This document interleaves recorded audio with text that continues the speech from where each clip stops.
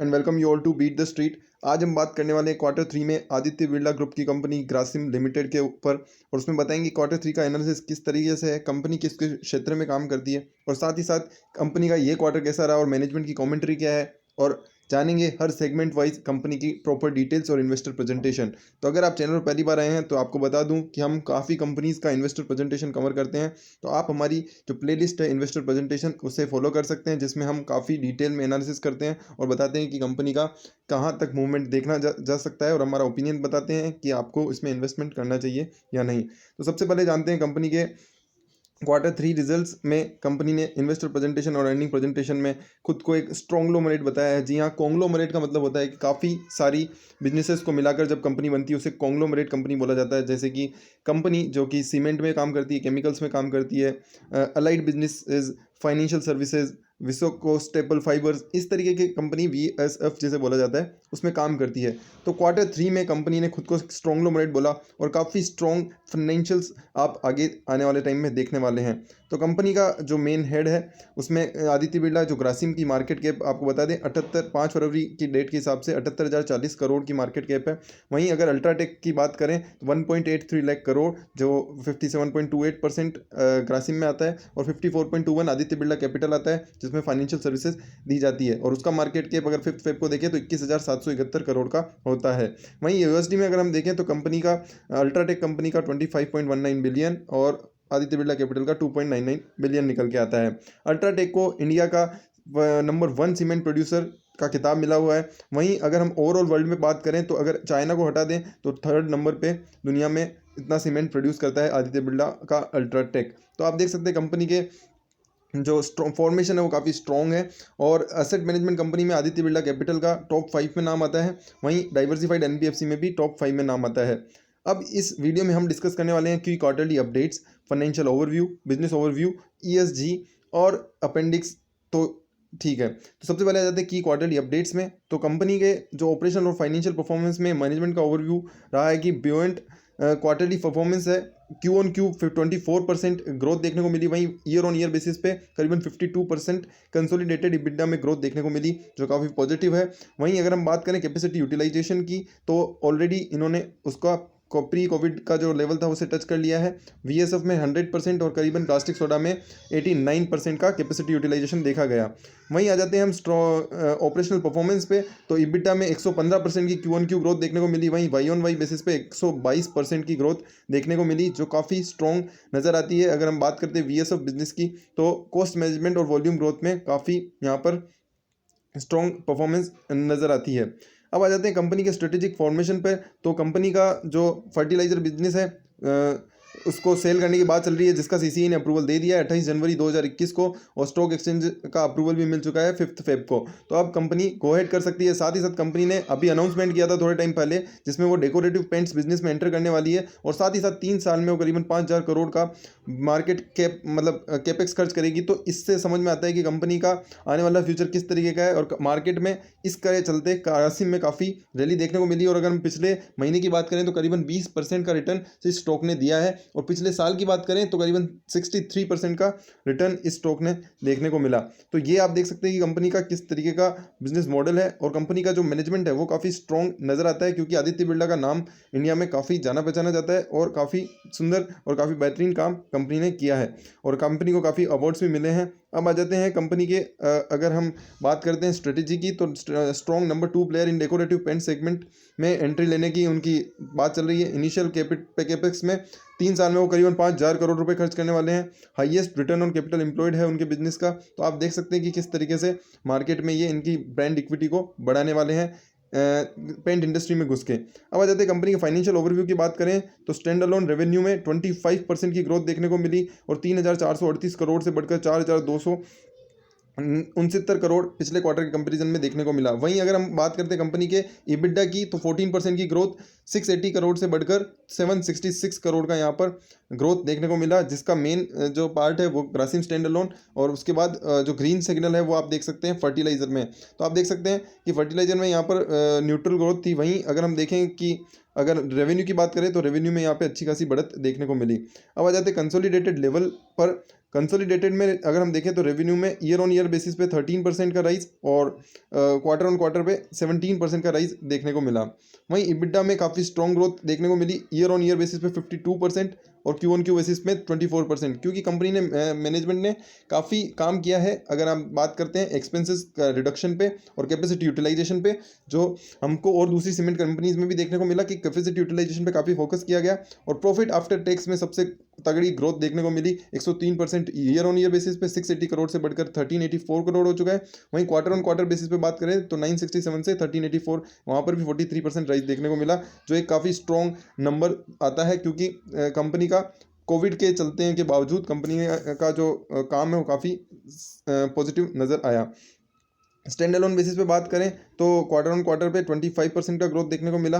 वहीं ईबिड्डा की बात करें तो वहाँ पर भी 79% का क्यू ऑन क्यू ग्रोथ और प्रॉफिट आफ्टर टैक्स में 166% का क्यू ऑन क्यू ग्रोथ देखने को मिला। बैलेंस शीट काफ़ी स्ट्रॉन्ग होती हुई नजर आई। अगर हम बात करते हैं नेट डेट की तो स्टैंड अलोन बेसिस पे करीबन 882 करोड़ से घटकर 2975 करोड़ से घटकर 2093 करोड़ रिकॉर्ड किया गया, जिसमें से ग्रोस डेट है 4574 करोड़, जो कि कम और अगर हम बात करें कंपनी का लिक्विड इन्वेस्टमेंट तो 2481 करोड़। तो अब नेट डेट यहाँ पर निकल के आता है 2093 करोड़, जो कि काफ़ी सही है और आप करीबन 30% का यहाँ पर रिडक्शन देखने को मिला। वहीं कंसोलिडेटेड लेवल पे 39% का रिडक्शन देखने को मिला, जो बैलेंस शीट को काफ़ी स्ट्रॉन्ग बनाता है। और 0.92 का मल्टीपल यहाँ पर नेट डेट टू इबिड्डा आप देख सकते हैं 12 मंथ का अगर हम लें तो। अब आ जाते हैं कंपनी की कैपेक्स प्लान की। तो हमने बताया था कि 5000 करोड़ तो वो इनिशियली खर्च करने वाली अगले 3 सालों में पेंट इंडस्ट्री पे। इसके अलावा VSF जो इनका सेगमेंट है जिसमें फाइबर का इनका काम होता है, विस्कोस स्टेपल फाइबर करके जो इनका प्रोडक्ट है काफ़ी चर्चा में रहा और उसमें करीबन इन्होंने 315 कैपेसिटी एक्सपेंशन की जो इन्होंने कैपेक्स स्पेंड किया है वो 315 करोड़ है, जो अब बढ़ा के इन्होंने फाइनेंशियल ईयर 21 के लिए 559 करोड़ कर दिया गया है। वहीं normal modernisation and maintenance capex में 131 से बढ़ाकर 135 करोड़ इस ईयर में अप्रूवल दिया है। केमिकल इंडस्ट्री की बात करें तो 285 और 283 करोड़ निकल के आता है। अब आ जाते हैं कंपनी के बिजनेस परफॉर्मेंस के ऊपर। जी हाँ, कंपनी का कई सेगमेंट में काम होने के कारण अब हम सबसे पहले देखते हैं कंपनी का जो VSF है, जिसका हमने फाइबर की बात करी, वो टेक्सटाइल सेक्टर में कंपनी किस तरीके से काम करती है। तो स्ट्रॉन्ग कस्टमर की डिमांड थी टीयर 2 और टीयर 3 टाउन्स में, तो कंपनी का ये जो पॉजिटिव इम्पेटस निकल के आता है। वहीं जो VSF है और यार्न प्राइसेस है compare to cotton and better profitability उनकी वहाँ पर निकल के आती है और वैल्यू चेन में भी काफ़ी शिफ्ट देखने को मिलता है और कंपनी के काफ़ी टेक्सटाइल हब्स इंडिया में मौजूद होने के कारण कंपनी को काफ़ी यहाँ पर पॉजिटिव इसमें मिलता है। अब आ जाते हैं इन चाइना की बात करें तो VSF inventory at plant decline significantly from 45 days से 10 डेज पे आ चुका है, जो कि कंपनी के लिए काफ़ी पॉजिटिव है। वहीं अगर इन्वेंट्री की बात करें तो 39 डेज से घटकर यहाँ पर 11 डेज आ चुका है, तो ये भी काफ़ी पॉजिटिव है, क्योंकि अब कंपनी का जो पैसा है वो जल्दी से जल्दी यूटिलाइज हो पाएगा और पैसा अटका नहीं रहेगा इन्वेंट्री में। अब आ जाते हैं कंपनी के शिफ्टिंग सोर्सिंग जो कंपनी चाइना से लेती थी उसको हटाकर अब कंपनी ने बांग्लादेश, टर्की, इंडोनेशिया, पाकिस्तान जैसे कंट्री से यहाँ पर सोर्सिंग करना की स्टार्ट कर दिया है, क्योंकि चाइना को जिस तरीके से आत्मनिर्भर भारत का जो पूरा जो स्लोगन चलाया है मोदी जी ने, उसके बाद यहाँ पर काफ़ी एंटी चाइनीज़ हो चुके हैं पीपल, तो इसके कारण कंपनी ने भी चाइना को हटाकर टर्की, इंडोनेशिया और बांग्लादेश जैसे कंट्रीज़ के यहाँ पर से सोर्सिंग करना स्टार्ट किया है। अब आ जाते हैं कस्टमर डिमांड की, तो EU, UK, USA जैसी कंपनीज़ में काफ़ी यहाँ पर डिमांड है और इनकी जो पाइपलाइन और फ्रेश ऑर्डर्स आना स्टार्ट हो चुके हैं आफ्टर द कोविड के, जैसे पहले था वैसे ही अभी इसमें हो चुका है। अब आ जाते हैं VSF, अगर हम केवल फाइबर की बात करें तो ग्लोबल ट्रेंड्स की बात करें तो यहाँ पर जो ग्रे कलर का है वो है VSF का जो डिमांड है वो राइज आप देख सकते हैं। वहीं अगर कॉटन की बात करें तो कॉटन में भी राइज देखने को मिला और PSF के मटेरियल में भी राइज देखने को मिलता है। तो आप देख सकते हैं यहाँ पर जो ईयर ऑन ईयर है वो 7% की ग्रोथ है, वहीं क्यू ऑन क्यू 20% की ग्रोथ देखने को मिलती है VSF में, कॉटन में 4% एंड 11%। वहीं PSF में पहले नेगेटिव 13% थी, जो अब क्यू ऑन क्यू बेसिस पे अगर हम देखें तो 10% की ग्रोथ निकल के आती है। वहीं पल्प प्राइसेस में काफ़ी अभी चढ़ाव देखने को मिला, दिसंबर 20 में आप देख सकते हैं किस तरीके से ऊपर निकलता हुआ है। वहीं चाइना की VSF प्लांट इन्वेंट्री का यहाँ पर लगातार कम होते हुए नजर आए हैं दिन, जिसके कारण कंपनी का जो पैसा है वो जल्दी से जल्दी फ्री हो सकता है। अब आ जाते हैं कंपनी के फाइनेंशियल परफॉर्मेंस जो VSF से निकल के आता है, मतलब कि फाइबर कंपनी से, तो वहाँ पे 28% की ग्रोथ देखने को मिली अगर हम Q2 से कंपेयर करें Q3 को। वहीं अगर ईयर ऑन ईयर बेसिस पे EBITDA में 89% की ग्रोथ और Q2 से कंपेरिजन करें तो 150% की ग्रोथ निकल के आती है। और VSF प्लांट को कंपनी करीबन 100% पे यूटिलाइज कर रही है और काफ़ी स्ट्रॉन्ग ऑर्डर बुक है। तो कंपनी का मानना है कि आने वाले टाइम में ये जो प्रोडक्ट है वो कंपनी के लिए आगे नींव का पत्थर साबित होता हुआ नजर आएगा। वहीं सब्सटेंशियल इंप्रूवमेंट कंपनी के VFY जो यार्न की कैपेसिटी है उसमें भी 39% की ग्रोथ देखने को मिली और इम्प्रूवमेंट, और 89% यहाँ पर दिसंबर 20 में कैपेसिटी यूटिलाइजेशन देखने को मिलता है। अब आ जाते हैं कंपनी के कुछ फाइनेंशियल परफॉर्मेंस की बात करें तो एक्सपोर्ट सेल्स, डोमेस्टिक सेल्स 91% है। वहीं अगर हम बात करें एक्सपोर्ट सेल्स 9% है। वहीं ग्रे VSF की बात करें तो 78% एक्सपोर्ट सेल्स है और ग्रे VSF में 78% है।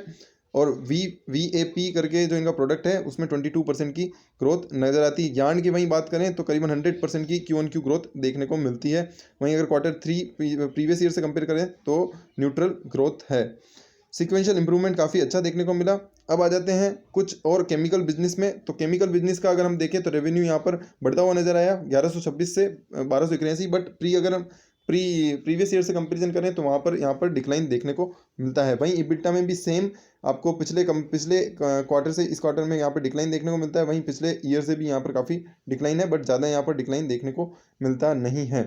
अब आ जाते हैं कंपनी का जो वीकनेस है वो उन्होंने बताया कि ECU realisation impacted at the alkali EBITDA, उसके कारण यहाँ पर काफ़ी वीकनेस देखने को मिली। और रेवेन्यू और इबिडा में यहाँ पर वापस बिजनेस लगातार कोशिश कर रहा है और इनपुट कॉस्ट घटाने के कारण यहाँ पर इबिडा में थोड़ी स्ट्रॉन्ग परफॉर्मेंस दिखी। इवन जब यहाँ पर क्वार्टर टू में यहाँ पर आप देख सकते हैं कि रेवेन्यू कम होने के बावजूद यहाँ पर इबिडा ज़्यादा था, बट अभी कंपनी ने काफ़ी कोशिश की है इनपुट कॉस्ट को घटाने की, फिर भी कंपनी का यहाँ पर 177 करोड़ का ही इबिडा देखने को मिलता है। कंपनी के केमिकल बिजनेस की बात करें तो आप देख सकते हैं कि किस तरीके से कंपनी का केमिकल बिजनेस काम कर रहा है चार्ट में, कि किस तरीके से कॉस्टिक रियलाइजेशन ग्रासिम ने कितने रुपए, करीबन 15 से 20 हज़ार रुपये मेट्रिक टन की अगर हम बात करें कॉस्टिक का जो रियलाइजेशन है, कंपनी कॉस्टिक का जो काम करती है उसमें 20,000 रुपये तक का रियलाइजेशन देखने को मिला। वहीं अगर हम बात करते हैं ECU कैटेगरी में तो ECU में यहाँ पर 22,760 जो कि थोड़ा कम नज़र आता हुआ दिखा। Q2 में 24,171 था, वो यहाँ पर लगातार गिरता हुआ नज़र आया। तो ये थोड़ा सा यहाँ पर चिंता का विषय बनाता है। और साथ ही साथ नेट डेट की भी बात करें तो वहाँ पर भी थोड़ा सा चिंता बनी हुई रहती है। ज़रूरी से डिक्लाइन हुआ है बट इतना डिक्लाइन देखने को नहीं मिलता है। और कंपनी के दूसरे बिजनेस में इतनी अच्छी खासी ग्रोथ आपको देखने को नहीं मिलती। जैसे हमने लास्ट बिजनेस की बात की थी जिसमें केमिकल बिजनेस में कंपनी की इतनी स्ट्रॉन्ग ग्रोथ देखने को नहीं मिली। प्रीवियस क्वार्टर से या तो थोड़ा सा इंक्रीज है या फिर अगर हम EBITDA की बात करें तो थोड़ा डिक्लाइन देखने को मिलता है। बट ओवरऑल कंपनी के फाइनेंशियल्स है वो काफ़ी स्ट्रॉन्ग नजर आते हैं। कॉस्टिक सोडा में भी 9% की Q1Q बेसिस पे सेल्स नजर आती है। तो ओवरऑल अगर हम बात करें तो क्वार्टरली बेसिस अगर Q1Q अगर सिक्वेंशियल क्वार्टर में अगर हम कंपेरिजन करते हैं तो वहाँ पे अच्छी खासी आप ग्रोथ देख सकते हैं। बट अगर हम कंपेरिजन करते हैं प्रीवियस ईयर से तो या तो न्यूट्रल ग्रोथ है या फिर यहाँ पर डिक्लाइन देखने को आपको मिल सकता है। तो आप इसको साफ से आप देख सकते हैं किस तरीके से कंपनी का HCI कंजप्शन है वो यहाँ पर डिक्लाइन देखने को मिला। 73,420 से 66,239 ही रिकॉर्ड किया गया। अब आ जाते हैं कंपनी के टेक्सटाइल में। तो टेक्सटाइल में 49% Q1Q ग्रोथ। वहीं अगर हम पिछले ईयर ऑन ईयर बेसिस पे कंपैरिजन करें तो वहाँ पर भी 400 करोड़ से मात्र 263 करोड़ ही रिकॉर्ड किया गया। इंसुलेटर में भी इसी तरीके से, बट इंसुलेटर में यहाँ पे 15% ईयर ऑन ईयर बेसिस और Q1Q बेसिस पर ही ग्रोथ दोनों तरफ रिकॉर्ड की गई है। वहीं इबिडा में 39% की ग्रोथ, और अगर पिछले साल से कंपेरिजन करें तो 269% की ग्रोथ, तो वो यहाँ पर थोड़ा सा स्ट्रॉन्ग नज़र आता है। अल्ट्राटेक में बात करें तो अल्ट्राटेक के हमने रिजल्ट भी बनाए हैं तो आप उसे भी चेकआउट कर सकते हैं। वहीं अगर हम केवल कंपनी के लिहाज से बात करें तो 14% ग्रोथ सेल्स में देखने को मिली, रेवेन्यू में 17%, और इबिडा में अगर हम बात करें 57% की ग्रोथ है। स्ट्रॉन्ग ऑपरेशनल परफॉर्मेंस देखने को मिलती है। 30% की Y-on-Y ग्रोथ कंपनी को यहाँ पर इंडिया के बिजनेस में देखने को मिलती है। वहीं फिक्स्ड कॉस्ट यहाँ पर थोड़ी सी डाउन देखने को मिली 4% से, एनर्जी कॉस्ट 3% डाउन है, और लॉजिस्टिक कॉस्ट को कम किया गया और रॉ मटेरियल कॉस्ट को यहाँ पर लार्जली अनचेंज देखने को मिली, ताकि कंपनी का जो P&L पार्ट है वो काफ़ी स्ट्रॉन्ग दिख सके और कंपनी का जो प्रॉफिट है वहाँ पर थोड़ी सी ग्रोथ देखने को मिले। तो कंपनी ने अपने कॉस्ट को रिडक्शन का काम किया और कैपेसिटी यूटिलाइजेशन को बढ़ाया है, जिसके कारण कि कंपनी का जो टोटल कैपेसिटी यूटिलाइजेशन है वो बढ़कर 12.8 मेट्रिक टन पर एनम हो चुका है, जो कि कंपनी के 6.7 मेट्रिक टन कैपेसिटी एडिशन जो कि कभी काम चल रहा है। तो आप देख सकते हैं किस तरीके से कंपनी का काम चल रहा है और कंपनी का आने वाले समय में 5,477 करोड़ का यहाँ पर पैसा और खर्च करने का बात चल रही है।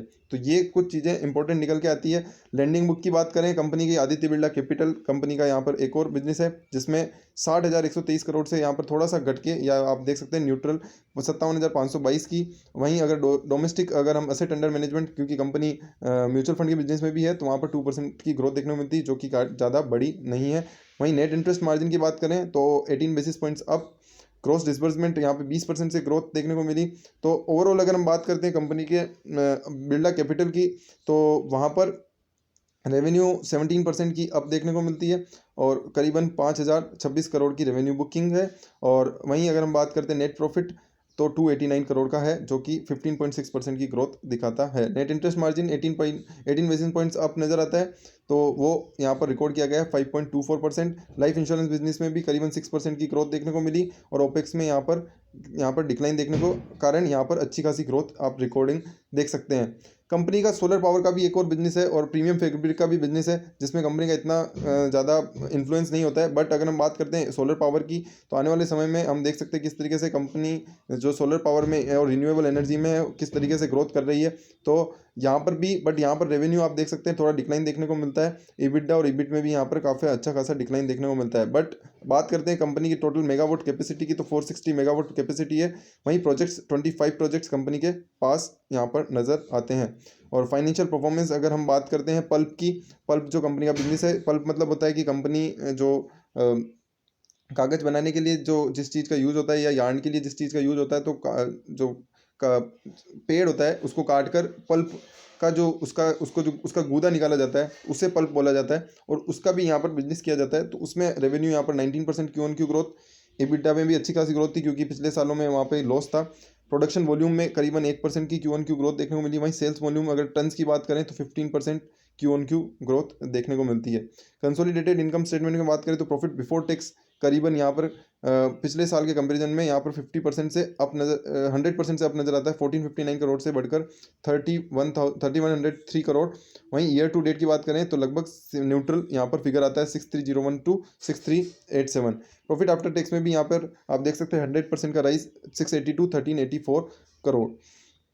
स्टैंड अलोन इनकम स्टेटमेंट में आप देख सकते हैं यहाँ पर भी 100% का राइज देखने को मिला, 221 से बढ़कर 458 और करीबन प्रॉफिट आफ्टर टैक्स 195 से बढ़कर 359 करोड़ हो चुका है। तो ये कंपनी के कुछ मेन बिजनेसेस हैं। और इसके अलावा अगर हम बात करें कुछ कंपनी के और बिजनेसेस हैं और कंपनी काफ़ी CSR और इस तरीके के ग्रीन प्रोजेक्ट्स और इस तरीके में जिसमें कंपनी को काफ़ी अच्छे अवार्ड्स भी मिलते नज़र आते हैं। वहीं कंपनी की स्ट्रेंथ की बात करें तो वर्ल्ड क्लास इंफ्रास्ट्रक्चर कंपनी के पास है, कॉर्पोरेट R&D VSF और 4th नंबर पे आता है कंपनी का CFI बिजनेस। और इन्होंने R&D एक्सपेंडिचर में करीबन पिछले 3 साल में 300 करोड़ रुपए खर्च किए हैं और सबसे हाईली एक्सपीरियंस्ड रिसर्चर कंपनी के पास हैं।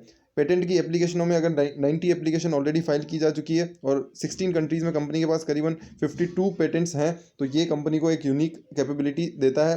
बाकी R&D पे कंपनी ने काफ़ी पैसा खर्च किया है। Process innovation, product innovation, energy, GHG, waste, water and influent में भी कंपनी का काफ़ी बड़ा हाथ है। CSR की बात करें तो एजुकेशन में कंपनी ने काफ़ी पैसा खर्च किया है। Health care, sustainable livelihood, infrastructure development और वुमेन एम्पावरमेंट में कंपनी का बड़ा हाथ है। तो ये कंपनी कुछ बढ़िया आपने रिजल्ट देखे।